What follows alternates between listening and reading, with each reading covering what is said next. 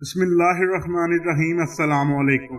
मोहतरम नाज़रीन, आप लोगों ने ऊंट को रक्शे में बिठाने वाली मिसाल तो सुनी होगी, लेकिन इन लोगों ने तो ऊंट को मोटरसाइकिल पर ही बैठा दिया।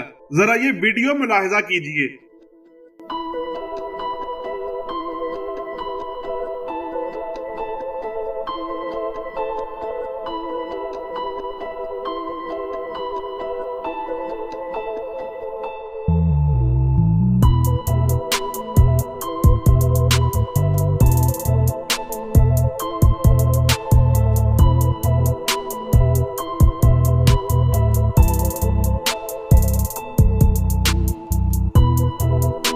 तो मोहतरम नाज़रीन, आप लोगों की इस वीडियो के बारे में क्या राय है? क्या आप लोग भी ऊंट को बाइक पर बिठा सकते हैं? अपनी राय का इजहार कमेंट्स में जरूर कीजिएगा।